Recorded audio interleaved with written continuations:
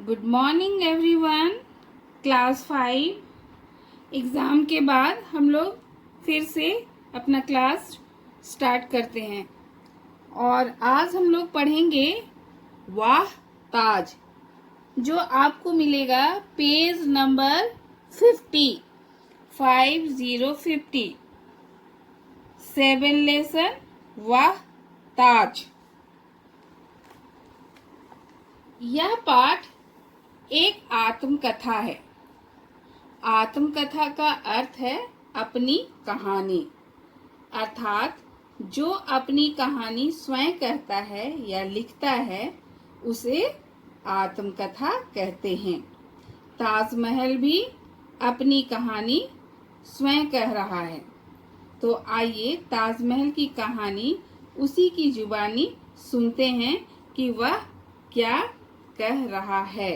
है आगरा में है और वो सफेद संगमरमर के पत्थर से बना हुआ है।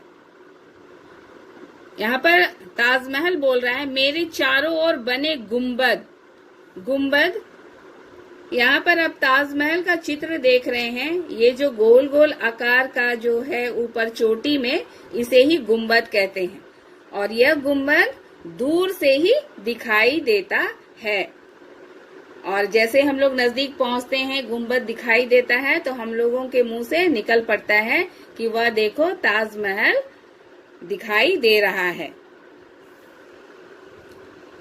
लाल पत्थर से बने एक विशाल दरवाजे से होकर मेरे पास आना होता है। मेरे पास एक छोटी सी नहर है जिसमें फव्वारे लगे हुए हैं।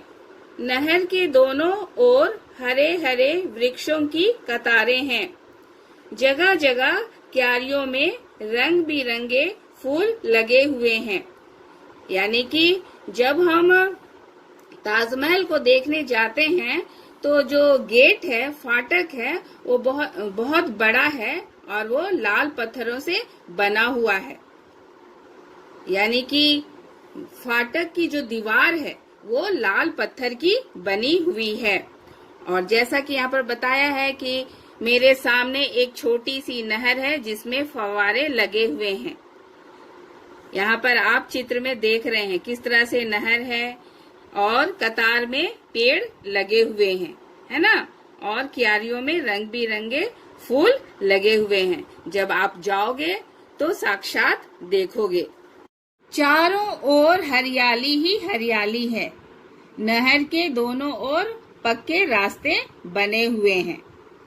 यानी कि ताजमहल तक जाने के लिए हमको इन पक्के रास्तों से होकर गुजरना पड़ता है।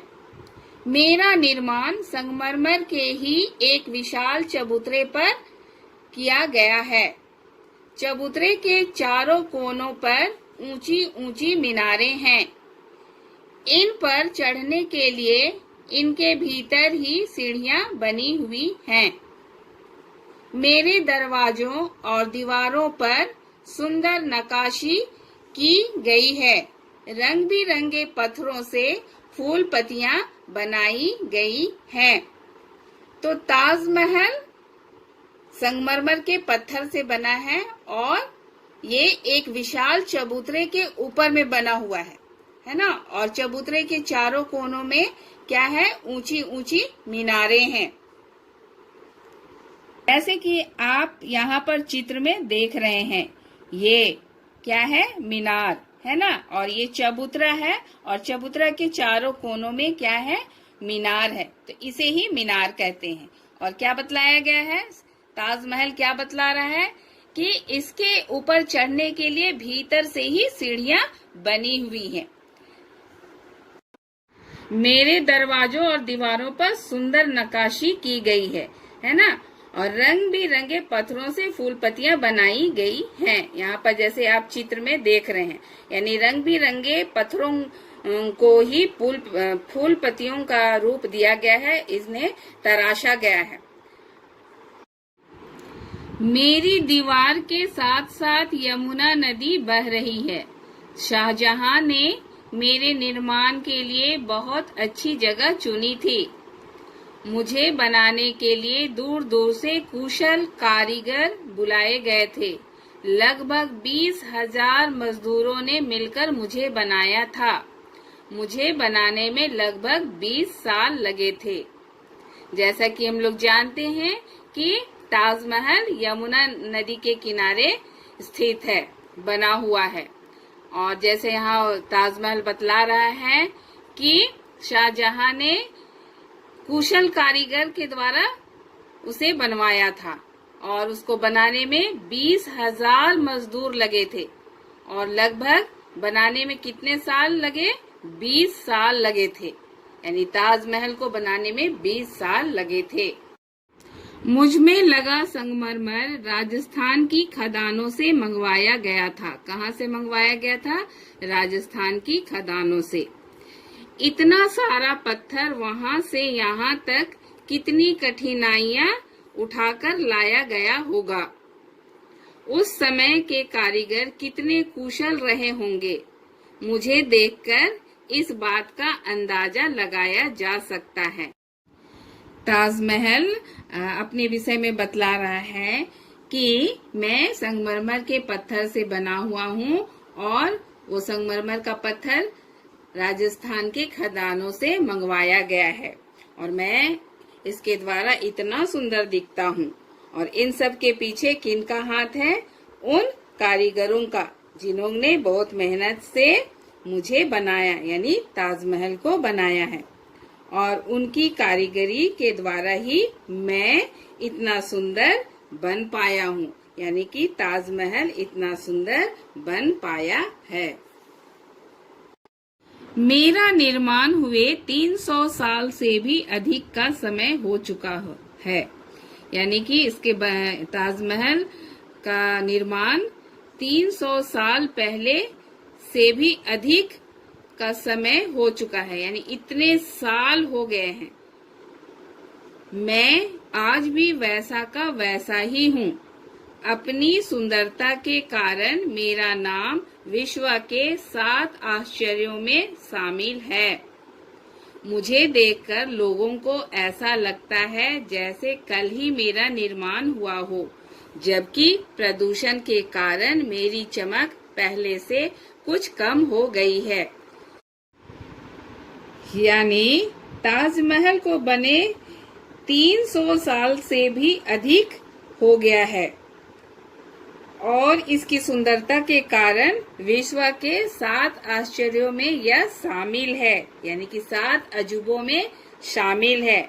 लेकिन अभी प्रदूषण के कारण, यानी धूल मिट्टी जमने के कारण और उसकी देख रेख में कमी के कारण उसकी चमक में कमी आ गई है। मैं तुम्हें एक रहस्य की बात बताऊं। यदि तुम मुझे चांद की रोशनी में देखो तो मैं और भी सुंदर दिखाई देता हूँ, खासकर पूर्णिमा की रात को, जब आसमान में पूरा चांद निकला होता है।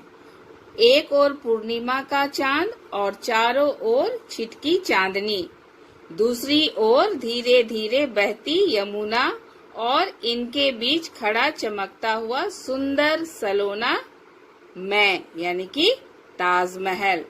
यानी कि चांदनी की रात में ताजमहल बहुत ही सुंदर दिखाई देता है, क्योंकि वो संगमरमर के पत्थर से बना हुआ है, संगमरमर के सफेद पत्थरों से बना हुआ है। और जब उस पर चांद की रोशनी पड़ती है, यानी कि चांदनी पड़ती है, तो वो दूध के समान सफेद और दिखाई देता है, जिससे उसकी सुंदरता और बढ़ जाती है। तो इस तरह से ताजमहल ने अपनी आत्मकथा बताई है, यानी कि अपनी कहानी अपने मुंह से बताई है। ताजमहल को किसने बनवाया था? ताजमहल को शाहजहां ने बनवाया था। इसके अंदर नीचे एक तहखाना है और वहां पर शाहजहां की बेगम मुमताज का कब्र है। वो मुमताज से बहुत प्रेम करते थे। उसी की याद में उसने, यानी कि शाहजहां ने ताजमहल को बनवाया था। ताजमहल को प्रेम का प्रतीक भी कहा जाता है। तो आप इस पाठ को पढ़ेंगे और इस पाठ में जितने भी कठिन शब्द आए हैं उनका स्पेलिंग याद करेंगे और अर्थ याद करेंगे।